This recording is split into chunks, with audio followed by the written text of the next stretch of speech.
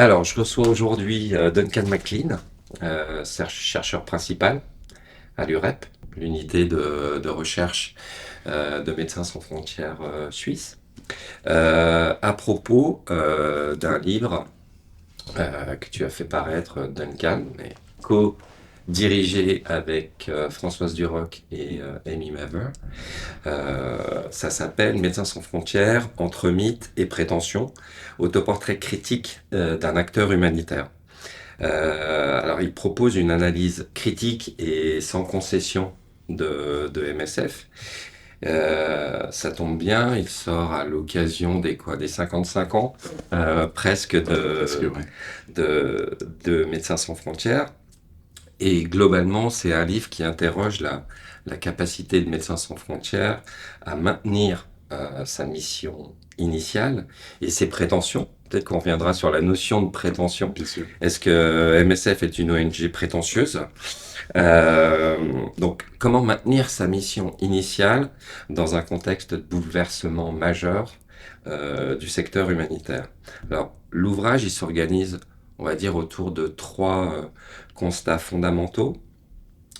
Un, les besoins médicaux criants demeurent dans de nombreux contextes, mais les attentes des populations ont évolué. Deuxièmement, le secteur humanitaire il subit une contraction forcée avec une crise des financements qui l'amène à redéfinir ses priorités. Et puis peut-être une troisième idée, en tout cas c'est les trois que j'ai vus qui couraient dans l'ouvrage, l'espace humanitaire se réduit dangereusement, qui risque de banaliser les transgressions et les actes d'hostilité à l'encontre des humanitaires. Alors face à ces défis, l'ouvrage, qui est vraiment un excellent ouvrage, il questionne les mythes construits autour de MSF, tout en interrogeant donc ses prétentions euh, qui peuvent parfois entraver sa réactivité. Et puis, l'épilogue de Françoise Duroc, Duncan, toi tu as écrit l'introduction d'une certaine manière qui Ouais. pose l'ouvrage. L'épilogue, il insiste sur la nécessité pour MSF de continuer à questionner ses pratiques dans ce contexte. Et il plaide pour une transformation pragmatique, fondée sur la capacité d'apprentissage, d'une certaine manière, et la défense des convictions humanitaires. Et ce qui est assez intéressant, c'est qu'elle rappelle, Françoise, que les plus vives critiques envers MSF sont celles que MSF produit sur elle-même. Et c'est vraiment un ouvrage qui exprime très très bien cette capacité d'autocritique du secteur. Donc voilà, donc l'ouvrage, il est en, en trois parties, hein. Il vient de paraître là en janvier 2026. Il est en trois parties, 10 chapitres. Je l'ai dit, tu as fait l'introduction, Françoise a fait l'épilogue, le travail incroyable d'Amy Maver sur l'organisation de tout ça. Et c'est un vrai gros travail incroyable. Et voilà, je voulais t'interroger sur un petit peu au fil du livre sur ce que vous aviez avec tous les auteurs, c'est un ouvrage collectif, ce que vous aviez voulu dire. Alors, sur les choix opérationnels, on va commencer par ça, sur les choix opérationnels. Peut-être que je peux ajouter juste un Ah oui, petit bien sûr. nuance à l'introduction, parce que forcément, un livre pas MSF sur MSF, c'est très auto-centré, on est conscient. Euh, donc, forcément, on parle de l'expérience humanitaire via cette organisation, mais l'espoir, en tout cas, c'est que les thèmes abordés vont résonner plus loin que MSF. Mm. C'est pas prescriptif. Euh, euh, mais par contre, oui, même si c'est une organisation singulière, on pourrait dire ça de toutes les organisations. Mm. Donc, on Mm. espère en tout cas que ça pourrait provoquer un intérêt plus loin que juste des gens qui veulent regarder à l'embris de MSF. Bien sûr. Non, non, tu fais bien de le préciser parce que ça court aussi l'ouvrage. On a l'impression parfois, dans le secteur en tout cas, que MSF tourne autour de MSF. Et ce que vous faites dans cet ouvrage, à l'UREP aussi en particulier, ça sert à tout le secteur. Et effectivement, on le sent bien dans ce livre. Alors les choix Ouais. opérationnels et ce qu'on pourrait appeler la hiérarchisation des victimes. Le chapitre 1, il évoque le triage humanitaire, à pas confondre avec le triage Bien sûr. médical, et la distinction entre les bonnes et les mauvaises victimes. Ça, c'est peut-être une référence au père fondateur, à l'un des pères fondateurs d'MSF, Kouchner, qui disait il n'y a pas de bonnes et de mauvaises victimes. Donc là, est-ce qu'il y aurait des bonnes et des mauvaises victimes? Euh, Par exemple, dans le contexte actuel où l'Ukraine a bénéficié d'une mobilisation sans précédent, euh, alors que par exemple le Soudan et la RDC restent largement ignorés. Comment MSF arbitre entre des facteurs médicaux objectifs et des dynamiques émotionnelles, médiatiques ou de collecte de fonds? Mm. Bon, on va dire que déjà, il n'y a pas une autocritique institutionnalisée, on va dire, en termes de comment on fait ces arbitrages. Ben, il existe plusieurs forums, plateformes à l'interne entre les assemblées générales, entre les processus de validation, etc. Mais le point, c'est pour dire, en tout cas, à l'interne à MSF, c'est pas basé uniquement sur les besoins. On reflète aussi la société.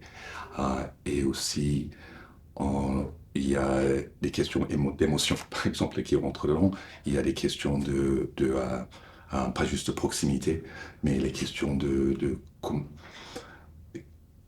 ne pourrait pas baser ça uniquement sur une analyse quantitative de où est-ce qu'on peut avoir l'impact le plus important, même si bien sûr ça c'est un facteur majeur qui rentre dedans. Donc quand je parle de proximité, c'est pas la proximité géographique évidemment, c'est où on peut avoir l'accès, où il y a un historique des interventions, où il peut y avoir un élément négligé qui ne correspond pas nécessairement à les besoins les plus criants, mais où on est mieux positionné de répondre. Euh, ou, on va dire tout simplement, c'est une marginalisation, même très importante, où notre présence est également pertinente. Euh, et bien sûr, il y a aussi des projets politiques où on a un message à passer. Ça ne veut pas dire utiliser les populations comme excuse, ce sera Mm. plus que malhonnête, ce sera non éthique, mais plutôt c'est une présence, une action, un projet médical bien sûr, qui permettent de souligner une problématique qui se trouve largement ignorée. Donc ça, c'est les questions des arbitrages internes. Maintenant, les bons et les mauvaises victimes, forcément, c'est pas un aspect de notre analyse interne, mais si on prend un peu de recul, bien sûr, on peut voir, comme tu as bien souligné, il y a une attention beaucoup plus importante sur entre un pays ou un autre. Mais je crois que c'est pas que le commentaire est simpliste, mais je crois que ce sera simpliste de ma part de dire tout simplement Ukraine a besoin criant une situation qu'on est tous après qu'on est tous horrifiés. Le coût d'une présence dans ce pays, on trouve en activité pertinente et pas comparable avec d'autres contextes où on travaille. Et je parle déjà de la plateforme technique qui peut exister dans les pays où on essaie d'être complémentaire et forcément pas le remplacer, où on va ailleurs et sans être rédhibitoire, où il y a une présence très très peu, voire non existante, où les ministères de santé ont beaucoup plus de difficultés, qui pourraient justement justifier un autre type d'action. Mais encore une fois, quand on va revenir à les questions de recul, le, l'injustice de présence, je crois que c'est très évident pour n'importe qui regarde où il y a la présence des acteurs humanitaires aujourd'hui. Et ça, c'est sans parler que ce qu'on va aborder plus tard, les questions de sécurité, où on pourrait travailler dans un minimum pas protection, mais en tout cas de sécurité pour mener notre travail. Mm. Euh, Bon, non, je laisse finir parce que mm. je crois que le point peut-être le plus important que je rajouterai à ces questions-là, c'est c'est un niveau de granularité ou de détail qui sera peut-être pas toujours intéressant pour le public ou le donateur, que ce soit, mais ça nous semble, et c'est un des points de chapitre de mes collègues, c'est être capable d'expliciter ces choix-là et les assumer après. Mm. Sachant qu'il peut y avoir toutes ces séries de raisons qui pourraient, on utilise pour justifier ou rationaliser notre décision d'activité. Mm. Et puis, bon, c'est incident, hein, mais effectivement, parce que ça court à travers tout le livre, la vraie particularité qui permet peut-être à Médecins sans frontières d'aller dans des contextes où les autres ne vont pas et où les bailleurs orientent les financements, comme l'Ukraine par exemple, Ouais. c'est effectivement l'indépendance financière de Médecins sans frontières qui est importante, qui permet éventuellement de dire on va aller dans des zones qui ne sont pas couvertes, pas suffisamment couvertes par certains bailleurs. Donc, oui, forcément, c'est correct. Je crois, je ne veux pas être naïf non plus de ma part, on ne peut pas se permettre de pas, je trouve, de pas être présente dans les contextes où on a notre plus-value risque d'être, je ne vais pas dire minimal, mais c'est pas très comparable notre impact sur un contexte, on voit la dimension week-end avec un plateau technique très important, les contextes où ça n'existe pas. Donc, en même temps qu'on ne peut pas se permettre d'ignorer ce high-profile contexte, on va dire, c'est clair que en termes de présence, de mobilisation, il y a plusieurs autres contextes que je serai plus à l'aise d'en parler, en fait, parce qu'ils représentent, pour moi, la majorité de nos interventions aujourd'hui. Par exemple. Par exemple, on va parler de Soudan, Sud-Soudan, bien sûr, la RDC, où on a un très très long historique. Ouest Afrique, je crois qu'on pourrait revenir sur les questions de sécurité aussi dans le Sahel, qui est un facteur limitant. Mais et bien sûr, au Moyen-Orient, où on a une très longue présence. Mais après, je ne sais pas quel niveau de détail tu veux que je rentre dedans. On va déjà aller sur les grandes lignes de ce livre pour vraiment inciter les gens à aller le lire, même s'il s'agit de piocher dans le livre qui est vraiment très très riche. Et par exemple, c'est pas forcément très très loin de ce dont on parlait maintenant, la question de l'espace humanitaire et de l'instrumentalisation. Euh, L'ouvrage évoque notamment la décision de Médecins sans frontières de cesser d'accepter les fonds de l'Union européenne en 2016, puisque suite à l'accord qu'il y a eu entre l'Union européenne et la Turquie sur la question des migrations. Donc avec la montée des politiques anti-migration en Europe et aux États-Unis, la multiplication des hotspots et des centres de rétention, est-ce que, et d'ailleurs tu n'as peut-être pas forcément la réponse d'ailleurs parce que tu n'es pas MSF à toi tout seul, mais est-ce que MSF peut envisager d'autres retraits symboliques, mais forts, de ce type, ou au contraire, la tendance serait peut-être plus à maintenir sa présence à l'intérieur d'institutions pour pouvoir les faire bouger? Je vais donner ma réponse. Je sais, je suis pas sûr que ce que sera la réponse de M. Kaida. Je crois que c'est impossible d'avoir une réponse de MSF dans le sens où cette initiative, ou en tout cas cette action-là, elle est écrite à le retrait des fonds de l'Union européenne, c'est pas, vous pouvez bien imaginer, tu peux bien imaginer que c'était pas une décision où il y avait un accord total. Il y a eu beaucoup de points de vue divergents à l'intérieur, et clairement, c'était clairement pas unanime, qui fait un peu on va dire la faiblesse, mais aussi le point fort de la façon, le modèle en tout cas qu'on a comme organisation de multiples centres opérationnels. Que justement cet accord-là renforce les arguments ou permettent les dissensions. Et il y a un collègue qui a bien souligné que c'est le contre-argument de ce retire de fonds, c'est que quelque part, est-ce que les patients, c'est important pour eux, d'où ça vient ces fonds qui permettent d'être soignés? Probablement non, c'est la réponse. Maintenant, envisager d'autres, je ne sais pas si j'utiliserai le mot symbolique, mais en tout cas d'autres contextes où on pourrait retirer notre présence. Je crois que les facteurs ou les éléments qui devraient contribuer à une décision de ne plus être présente, c'est plutôt une question qu'on est obligé de peser en permanence. Si on se, dans notre analyse, on se trouve manipulé ou instrumentalisé, et on a épuisé d'autres options, Mhm. que forcément les autres options vont venir en premier. Oui, tout à fait, on pourrait envisager en retirer des contextes, mais c'est vraiment les derniers choix. Et encore une fois, je suis très prudent pour le mot symbolique, même si mon Mhm. point de vue, ça peut être très très juste, mais je crois que ça ne reflète pas le réalité, les débats en arrière. Mais en tout cas, malheureusement, ça reste toujours une option, Mhm. avec tous les dégâts derrière qu'on pourrait envisager. Et on voit avec les patients quelque part, c'est pas le point le plus important. C'est des décisions très très lourdes quand ça arrive. Et heureusement, là, je parle plus des contextes au lieu des mécanismes, mais Mhm. qui arrivent très exceptionnellement dans notre histoire. Mais bien Mhm. sûr, ça s'est arrivé. Bon, on va en parler là justement parce que c'est notamment la sécurité Ouais, qui peut parfois être là beaucoup plus concrètement et de manière plus critique une raison de sortir d'un mm, contexte.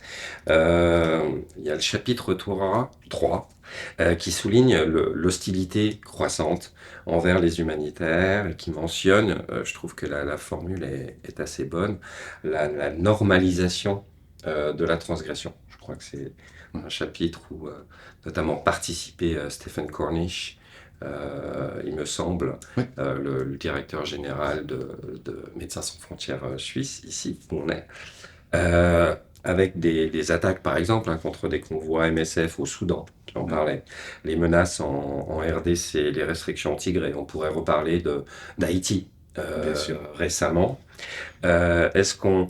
Est-ce que vous observez une évolution qualitative en plus d'être quantitative, même s'il y a toujours des débats, bon, Ouais. mais une évolution qualitative de cette hostilité ou est-ce qu'il s'agit d'un phénomène cyclique et puis comment concrètement ça impacte les opérations? Ouais, bien sûr. Ouais, je fais un petit parenthèse par rapport à mon propre, les dossiers sur lesquels j'ai bossé moi-même, pendant plusieurs années.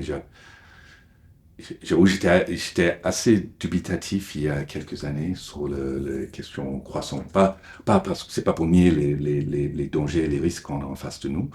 Et bien sûr, MSF, on est beaucoup plus nombreux qu'on a été même il y a 10 ans, sans parler Mhm, d'il y a 55 ans. mhm, Euh, et le surface d'exposition, c'est forcément plus important aussi, qui rend le jeu des chiffres plus difficile.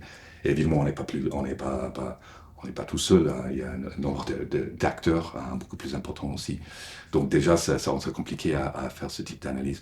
Mais en tout cas, ma propre hésitation de rentrer dans cette ben, pas polémique, mais en tout cas, cette limite de discussion, c'est qu'on pourrait prendre un peu n'importe quelle époque, en tout cas du XXe siècle, si on veut, où on pourrait trouver des transgressions flagrantes. mhm, Et je trouve ça extrêmement difficile à comparer ces époques-là.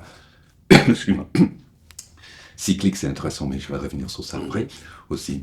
Dans le sens, comment est-ce que on compare je sais pas, l'écoulement des navires hôpitaux dans la Première Guerre mondiale à grande échelle, mhm, qui était aussi protégé par le droit international humanitaire, les conventions de Genève, euh, avec qu'est-ce qui s'est arrivé au Deuxième Guerre mondiale, Biafra, etc. Le ciblage des Croix-Rouges en Abyssinie, Éthiopie dans les années 30 est très très bien documenté, encore une fois très flagrante. Donc déjà, l'exercice, je trouve très difficile. Mais maintenant, revenir à ta question sur est-ce qu'on voit une évolution, en tout cas qualificative.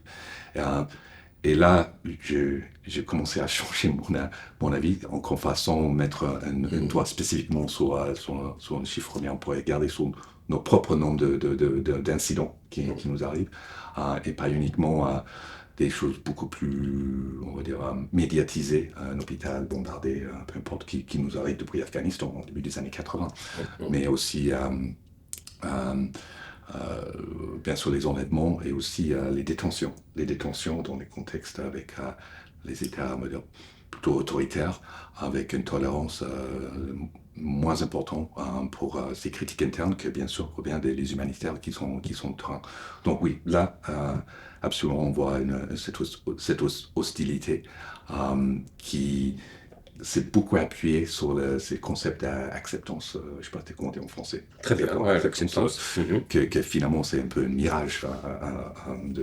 Déjà, c'est très difficile à mesurer. Mhm. Et c'est acceptance par qui exactement? On est en train de parler de groupes armés, on est en train de parler de quel aspect des forces de sécurité? Mhm. Est-ce qu'on est en train de parler des ministères de santé? Est-ce qu'on est en train de parler, le plus important, des populations qu'on essaie de servir?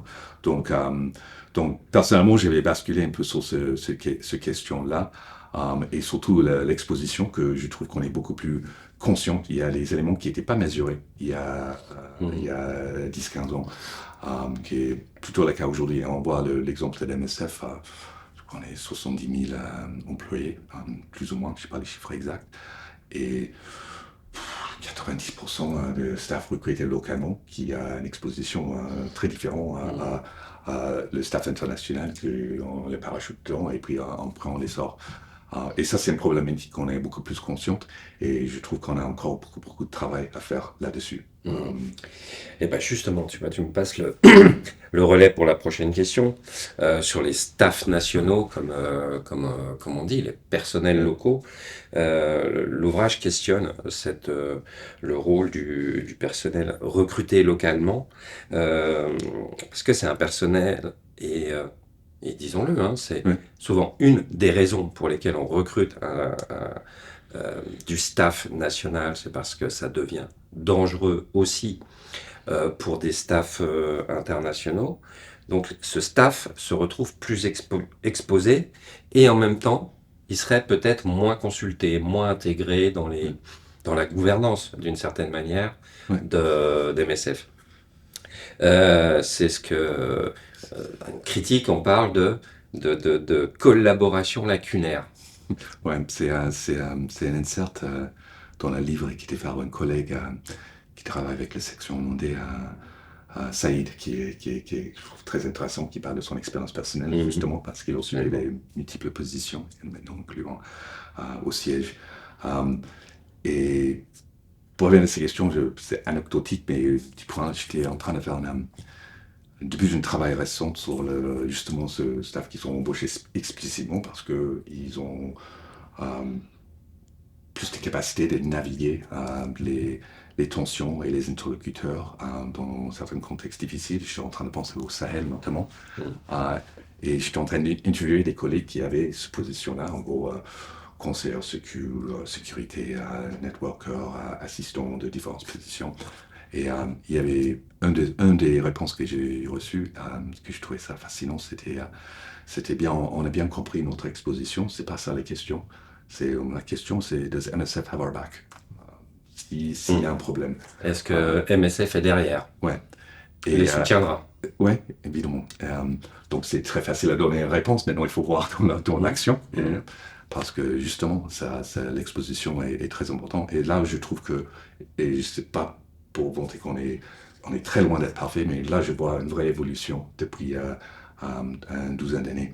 Il y a un cas très spécifique en STRDC où on a eu 4 collègues étaient enlevés, un a échappé, les 3 autres, on n'a jamais plus entendu parler. C'est le seul cas d'enlèvement qu'on n'a jamais résolu au sein des MSF, qui a eu bon, tu as eu un impact très important sur la mobilisation pour essayer de trouver une résolution pour eux, qui est très important, qui a duré plusieurs années, Mhm. qui a, je dirais, qui a influencé directement, et en tout cas clairement indirectement, notre approche à cela. Donc la réponse aux collègues, c'est euh, j'ai envie de dire oui. Pour moi, c'est oui, mais forcément, après, pour qu'on dissecte chacun individuellement. Mhm. Et puis finalement, on a des pratiques sur lesquelles on est, qui sont courantes, et pas que avec MSF, mais sur lesquelles je crois que personne n'est complètement à l'aise. Le concept de profilage, sur lequel justement Françoise et une collègue du Crash avaient travaillé dessus il y a quelques années, quelque chose de courant, où juste certains contextes, on n'en voit plus les Européens. Euh, Par exemple, bon, c'est les exemples extrêmes. parce qu'on estime que ça les expose trop, tout simplement à cause de leurs origines. En même temps, c'est quoi l'exposition pour les personnes qui forcément c'est leur choix, mais qui s'exposent dans ces situations aussi. Et je suis désolé, je ne peux pas te donner une réponse plus que ça pour dire que c'est quelque chose auquel on travaille Bien sûr. énormément. Et c'est la raison dont on voulait exposer ces dilemmes-là Ouais. dans ce chapitre-là. Mais tu vois bien la question aussi qu'il y a derrière et qui est abordée assez frontalement dans le livre, c'est comment est-ce qu'il n'y a pas, est-ce que c'est pas un élément de néocolonialisme de MSF, comme d'autres structures hein, Oui, d'ailleurs, bien sûr. et comment MSF répond à ces accusations qui viennent même parfois de l'intérieur Ouais. de néocolonialisme dans cette gestion des risques.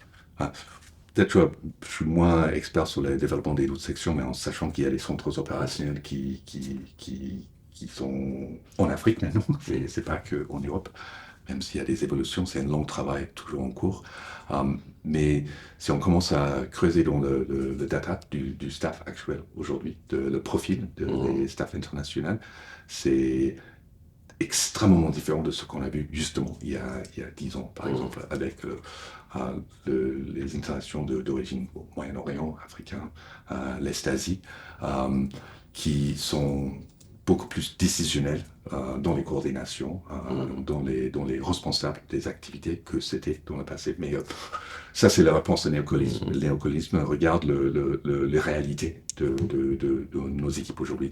Par contre, ça ne répond pas de façon satisfaisante le fait que ça reste toujours le fait que certains profils sont plus exposés que d'autres. Et donc, le choix reste, mais soit on est plus présente que des fois qui nous a clairement arrivé, ou soit on essaie de mitiger ces accusations-là, mitiger la perception de ces accusations, parce que finalement l'objectif c'est pas de satisfaire les gens qui font les critiques, c'est de rendre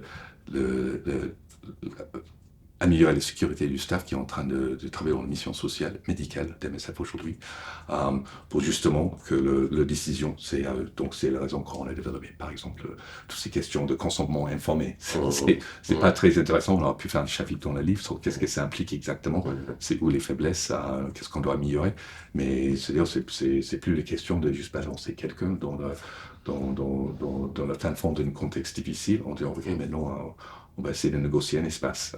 C'est beaucoup plus, on va dire, bureaucratique aussi maintenant, mais pour des bonnes raisons, pour souvent limiter ces dégâts-là. Mais je crois que ces critiques-là vont, quelque part, selon qu'il y a l'action humanitaire, ça va exister de manière ou d'une autre, parce que nos antécédentes sont là. On ne peut pas effacer les 55 Bien sûr. L'histoire de MSF, non plus les premières fois qu'on a apparaissé le mot humanitaire, qui était plutôt dans le contexte de précolonisation en Afrique. Donc ça reste omniprésent. On peut que démontrer une autre approche vis-à-vis de nos propres actions.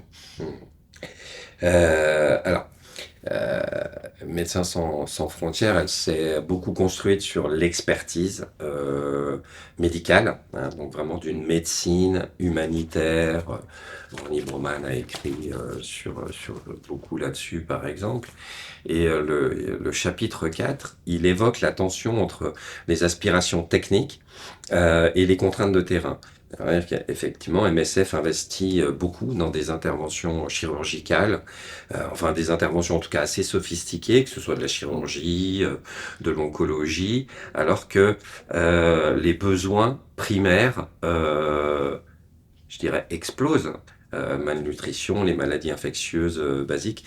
Est-ce que il y a une critique parfois. Est-ce que cette technicisation ne traduit pas une forme de dérive où MSF chercherait à se distinguer plutôt qu'à maximiser l'impact sanitaire? Et moi, en fait, j'ai une question un petit peu complémentaire. C'est est-ce que MSF n'a pas manqué, à un moment donné, le virage de sa petite sœur ou par exemple, sur le droit de Médecins du Monde, sur le droit à la santé, ou plus récemment, ce qui est la santé globale. On sent bien qu'il y a un gap entre ces deux univers? Je peux penser à un certain nombre de collègues médecins qui seraient mieux placés que répondre à ces questions que moi, mais je vais tenter, encore une fois, avec mon opinion. Euh, bon, déjà, je trouve que c'est important pour une organisation comme la nôtre de sortir de notre zone de confort. Justement, parce que la médecine, c'est pas statique, même si les pathologies, on pourrait dire oui d'une certaine manière. Euh, mais je crois aussi qu'on pourrait un peu réorienter, si tu me permets, ces questions-là, dans le sens, euh, c'est sûr, on fait un certain nombre de projets très, on va dire, plus sophistiqués techniquement, et plus chers aussi, on va dire. Et c'est des exemples qu'on présente dans le livre, mais aussi ça pourrait, je crois que ça doit être nuancé aussi, parce que largement notre activité la plus importante reste la santé primaire et secondaire. Je crois que c'est un collègue qui m'a dit l'autre jour, en 2024, c'était en outpatient, on a fait 16 millions, give or take, consultations en 2024. Donc, quelque part, de focaliser sur c'est l'idée même que ces projets-là pour amener en pratique, qu'on voit, c'est l'objectif de ce chapitre-là. Faut pas non plus qu'on tombe dans le piège de faire une spotlight sur cela, plus que tout là, ce qui fait qui finalement ça attire moins d'attention, mais qui s'occupe largement des aspects plus importants de notre travail. Aussi, on va dire que et ça, effectivement, ça pourrait changer, imagine, on va revenir sur ça dans la pilote, mais l'impact les chocs sur le système immunitaire ces dernières années, ça pourrait changer la donne aussi. Mais je veux dire, les choix de focaliser sur un projet technique, c'est aussi une réflexion du fait qu'il y a d'autres acteurs qui apportent de notre plus-value chez CIO, quelque chose de très spécifique, qui est aussi à la demande de la population aussi. Donc, en gros, il faut toujours obligé d'équilibrer les contraintes qu'on vient de parler en termes de sécu, en termes de l'accès, en termes de moyens, avec les aspirations des populations, qui incluent améliorer les qualités des soins. Mais en tout cas, je trouve que si on focalise uniquement sur ces projets-là, ça en fait, c'est une distorsion de la réalité de qu'est-ce qu'on fait la grosse partie du temps. Et j'ai du mal à y voir une organisation qui finalement revient uniquement sur les bases, sans avec l'inspiration de améliorer le médecine humanitaire. Bon, comme non médical, ce sera ma réponse. D'accord. Il y a aussi un autre gap que vous abordez dans le livre. C'est d'une certaine manière enfin, entre la position de neutralité, hein, puisque Médecins sans frontières a toujours revendiqué cette position historique qui vient aussi même du CICR. C'est la question des liens avec ce gap entre la neutralité et les mouvements sociaux, la société civile en quelque sorte. Et ça, c'est dans le chapitre 6. Ouais. Qui analyse l'engagement de MSF face à des mouvements contestataires. Alors, il y a les exemples du Soudan, du Myanmar, de l'Iran. Et là, ça va sans doute se poser de manière encore plus cruciale. L'ouvrage évoque très directement les reproches que le personnel local peut faire sur l'apathie, ce qui peut être en tout cas présenté comme l'apathie de MSF. Comment on concilier le principe de neutralité avec les attentes d'un personnel qui, lui, un personnel local, qui est connecté, qui vit dans le pays d'abord, qui est directement connecté à la société civile. Mais déjà, c'est, je crois qu'il n'y a rien illogique, surtout pas inattendu non plus, que le staff MSF, énormément MSF d'ailleurs, et ça pourrait être donateur si on voit l'exemple de Hong Kong, où il y a eu des tensions également autour de ces manifestations aussi à l'interne. Ça pousse MSF à s'engager, parce que très humainement, c'est difficile à pas avoir une empathie avec ces aspirations, mouvement société civile contre les exactions autoritaires, souvent violentes vis-à-vis de la population. Et je dirais même, il y a et qui cherchent une solidarité avec MSF. Je crois qu'on va attendre ça. Et pour moi, il n'y a rien de choquant de tout. Et il y a quand même il y a une porosité plutôt entre des communautés où on travaille. Euh, Ces mouvements-là et MSF aussi, le staff le collègue qui veut travailler dans l'humanitaire avec nous, par exemple. Faut pas être naïf et imaginer qu'ils n'ont pas des aspirations politiques et politiques ou Citoyenne, citoyennes. Et c'est des profils politico-transpartisan. souvent activistes qui ont une éducation importante aussi. Donc je crois qu'il n'y a rien de choquant avec ça. Donc comme état des lieux, évidemment je fais les grandes généralisations, mais tu viens de souligner un certain nombre de contextes récents. Quand on parle de Soudan, évidemment on parle de 2019, par la guerre civile aujourd'hui. Mais je dirais qu'il y a pour nous, sûrement, il y a une forme de réticence, excuse-moi, Ouais. euh, de s'impliquer dans ces dynamiques politiques. Clairement, ils nous dépassent, qu'on maîtrise pas du tout. Et c'est pas spécialement pour cacher derrière le principe ou c'est pas pour en tout cas cacher derrière le principe de neutralité, parce qu'encore une fois, on peut avoir des sympathies avec ces mouvements-là. Mais on fait attention d'être directement associé, qui pourrait donner l'impression d'être ambivalente, mais c'est pas je dirais pas exactement le cas. C'est plutôt les considérations beaucoup plus pragmatiques. Genre, on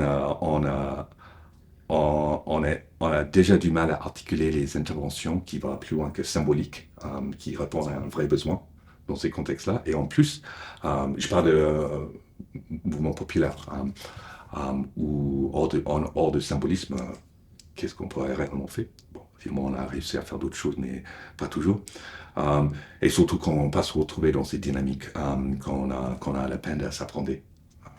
Donc, les gens comme ça, donc neutralité, on pourrait aller plus loin juste dans ces questions-là, en dehors de ça, qui forcément c'est mis en question à l'interne. C'est un débat qui est un peu récurrent, on peut dire ça, pas que avec nous, évidemment, non plus.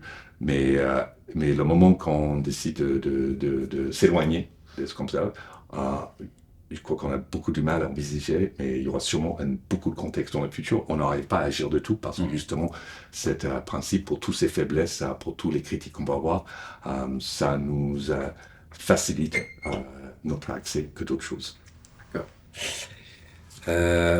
Prenons-en notamment sur les questions de témoignage et de communication.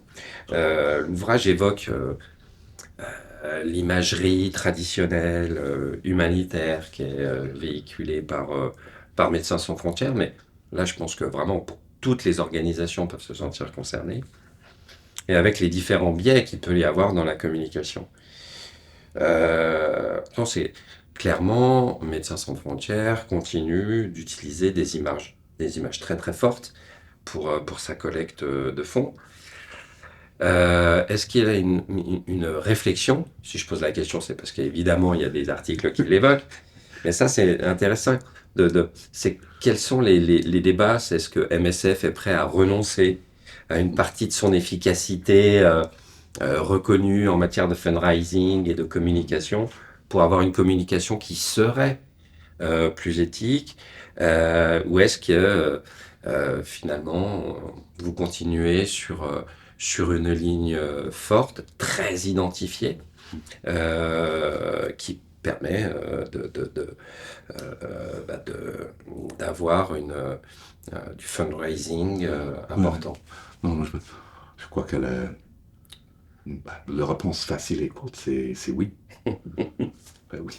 Ben oui, non, et puis pour donner un peu de contexte et historique, et c'est ça ce que mes collègues Sophie et Juliette essaient de faire dans ce chapitre-là spécifiquement.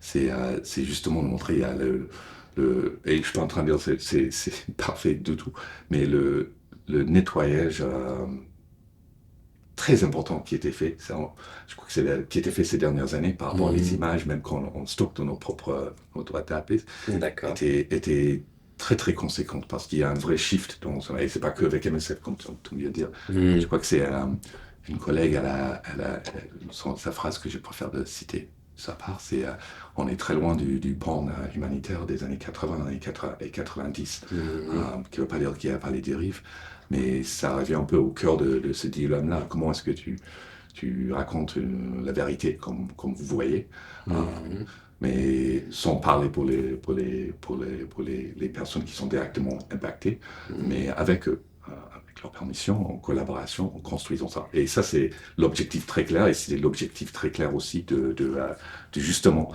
faire ce travail de nettoyer des images avec toutes les difficultés pour transmettre ces messages-là.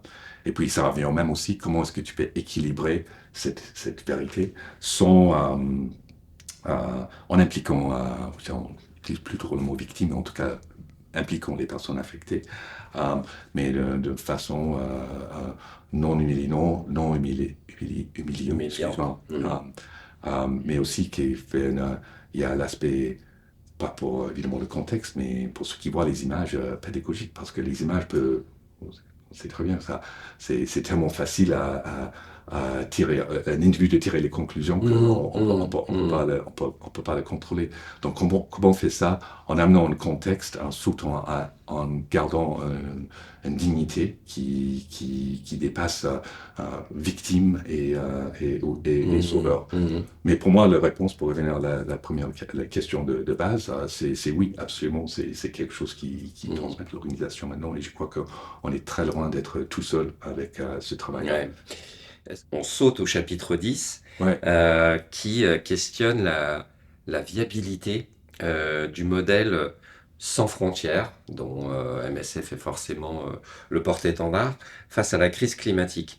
Ça, tout le monde l'admet, en interne et en externe, évidemment, que MSF reste très dépendant des énergies fossiles, que ce soit pour les trajets en avion, les générateurs électriques, la chaîne du froid, etc.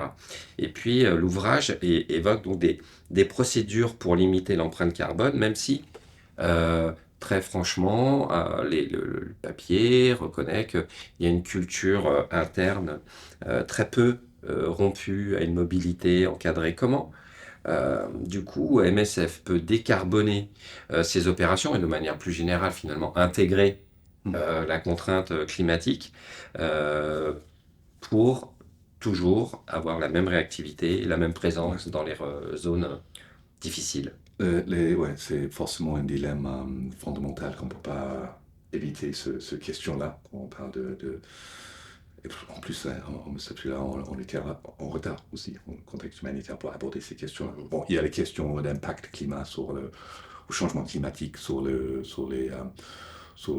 besoins dans les contextes où on travaille.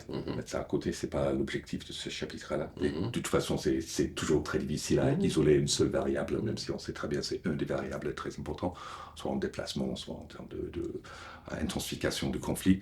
Et puis le deuxième point qui est exactement ce que tu viens de soulever, c'est est-ce que notre modèle, en fait, c'est compatible. Et je parlais avec hier, enfin, un des auteurs de ce chapitre-là, j'aime bien la façon qu'il explique, qu'il est très conscient que les pressions vertes, entre guillemets, c'est pour être aperçu comme un genre de fardeau dans les opérations, parce qu'en fait, comment tu peux être réactif quand justement il faut prendre en compte tous ces éléments-là. Et la façon qu'il présente, et que j'aime beaucoup la formulation, c'est plutôt et c'est comme ça qu'il faut le vendre, et quelque part à l'interne, c'est une convergence d'intérêts. Parce que le, le fait qu'en situation extrême, il faut envoyer une full charter, un avion avec équipement, médicaments, etc. Ça bon, est difficile à changer. Mais la réalité est difficile à changer dans le sens qu'on ne peut pas prévoir où ça va venir, et tu ne peux pas avoir un e-stock, stock d'urgence toujours en place à chaque endroit. En disant ça, ça reste une grosse partie de notre empreinte carbone en termes de ces transports-là. Et, la réalité aussi, c'est une grosse partie des urgences gérées par MSF, en tout cas abordées par MSF. Je ne suis pas sûr qu'on gère une urgence, mais c'est par ce qu'on appelle les missions régulières. Ça veut dire les pays dans lesquels on est déjà présente avec les projets.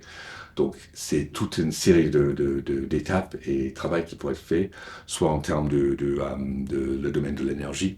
Donc, forcément, on parle de solaire, notamment, qui sont adaptés, soit avec le flambée des prix du pétrole, ou juste tout simplement les challenges d'accès. On n'arrive pas à approvisionner nos générateurs. Donc forcément, c'est quelque chose de très adapté qu'on a, par exemple, récemment, on a mis tout le farage au Tchad sur solarité parce que c'était moins cher et plus pratique et ça a un impact sur l'empreinte carbone. Sur le domaine médical aussi, c'est l'utilisation responsable de l'équipement, d'avoir un traitement des déchets plus intelligent, plus rationalisé. Et je dirais le domaine de l'approvisionnement, c'est très clair. Est-ce que si tu es en train de commander les supplies à la dernière minute parce que tu as mal géré ton stock, ben voilà, c'est pas juste ton empreinte carbone qui va chuter, c'est aussi les coûts tout court. Donc il y a un vrai intérêt en termes de la pérennité de l'organisation, nos opérations, d'être plus intelligent là-dessus. Et ça, c'est exactement c'est ces éléments-là sur lesquels on travaille énormément. Donc, encore une fois, je ne dis pas qu'on pourrait éliminer cette première catégorie à laquelle on est, mais on pourrait sûrement faire beaucoup mieux. Et ça fait plusieurs années maintenant, même si on est en retard sur un travail dessus. Je dirais que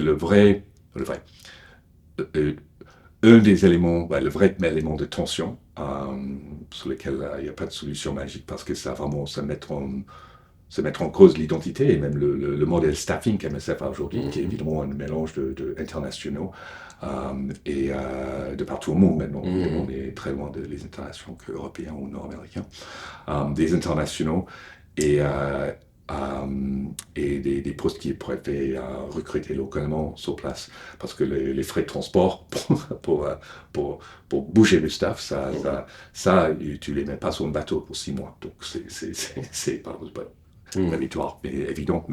Et donc je dirais que c'est pas incompatible, mais c'est un travail tellement long et intense et vraiment détaillé, parce qu'il faut accepter, il y a certains éléments qu'on ne va pas éviter, ce qu'on comprend le premier point que j'ai touché, sachant que tout le reste et bien avant qu'on a essayé de justifier, rationaliser ça pour des raisons environnement, autant que les raisons d'efficacité en termes de budget, c'était un point lourd dans l'organisation et c'est quelque part, maintenant on a encore un argument évident pour travailler sur ces 4 domaines-là.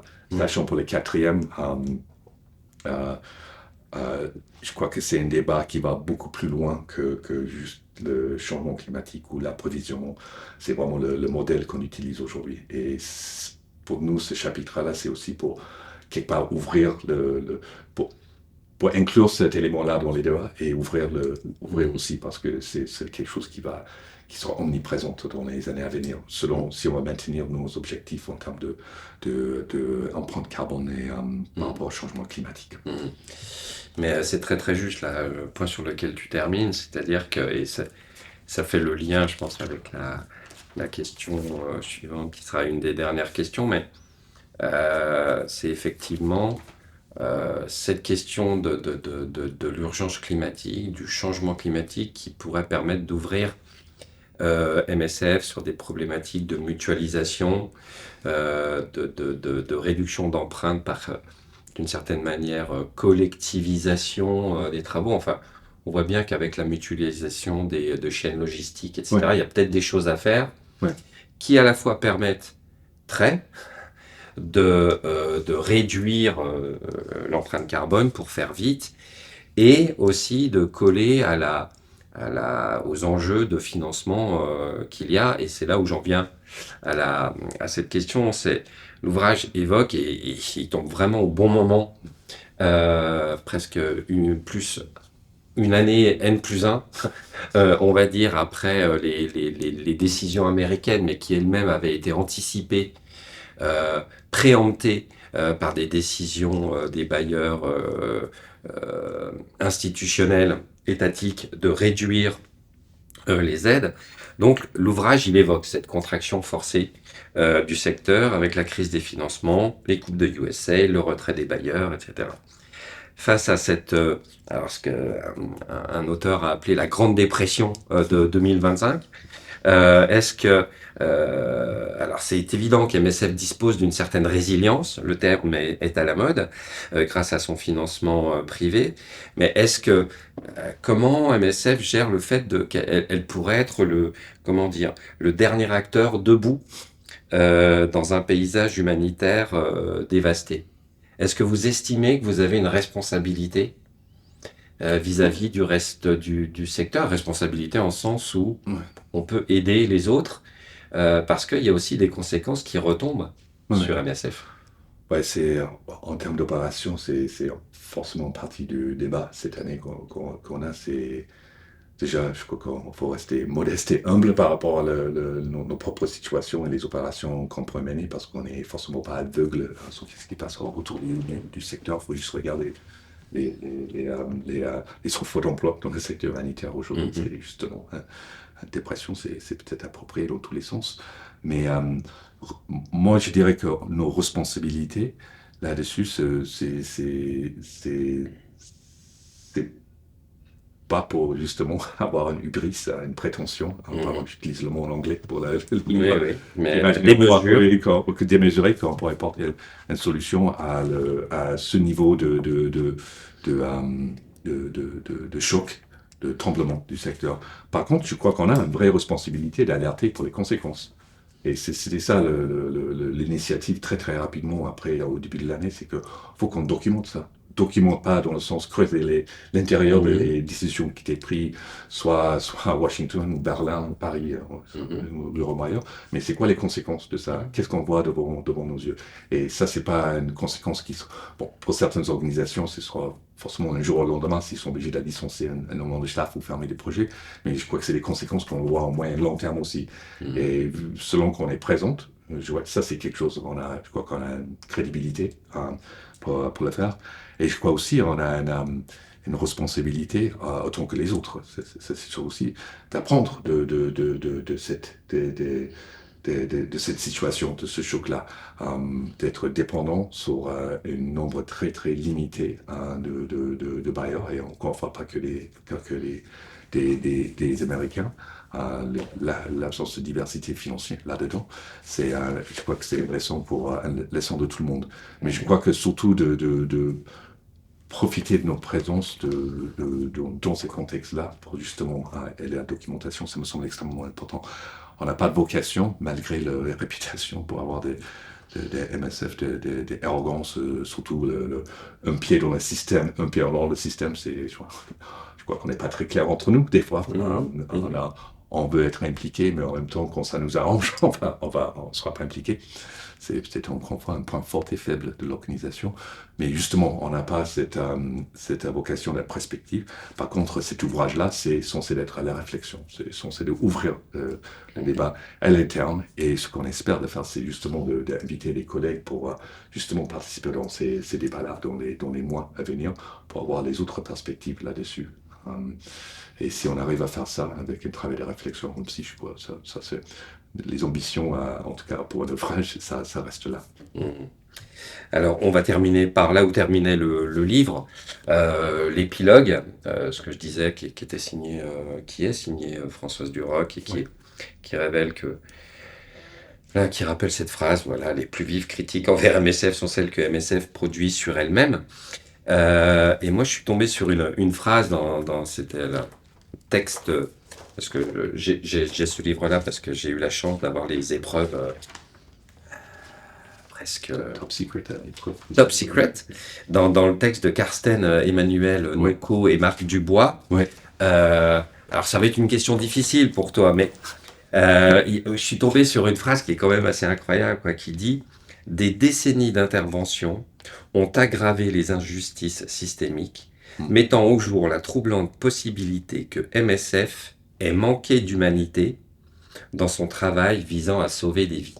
mm, Alors, je trouve que là, c'est presque c'est l'hubris dans la critique, oui, c'est la démesure dans la critique. mm. Euh, Comment toi voilà, j'ai envie de dire ça, c'est comment toi tu as réagi quand tu as lu cette phrase-là, en te disant, avec le recul, ce retour historique, est-ce qu'on peut dire ça? C'est le contexte SIDA, Ouais. exactement. Bah, je sais que Mark et Karsten essaient de démontrer comment l'approche vis-à-vis cette maladie-là a évolué et changé, et notamment en venu en bas Mm. et pas en haut.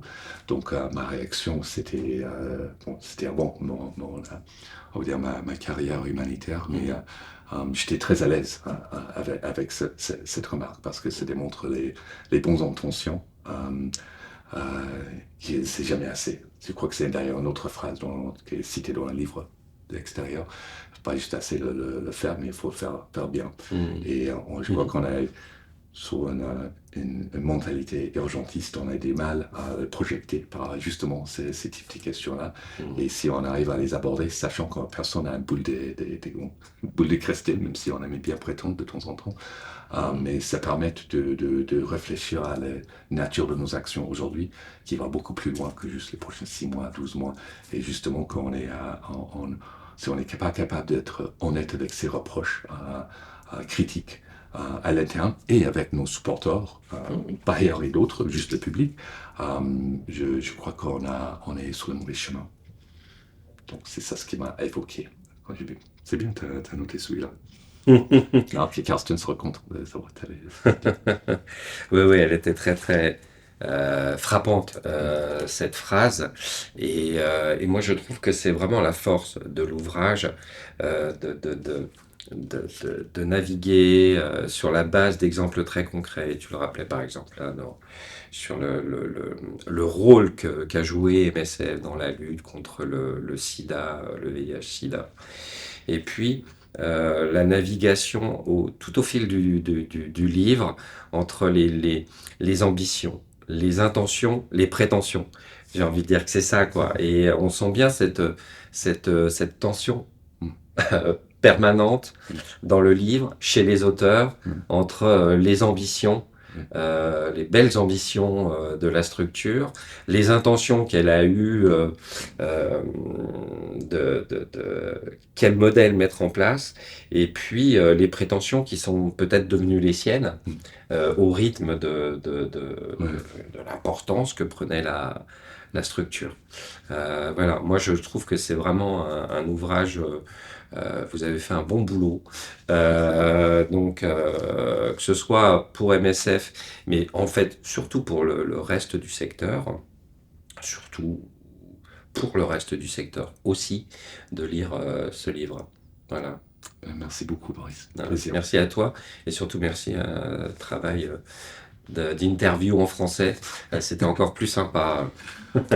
Heureusement, tu as corrigé mes français avec lui. Merci. Merci.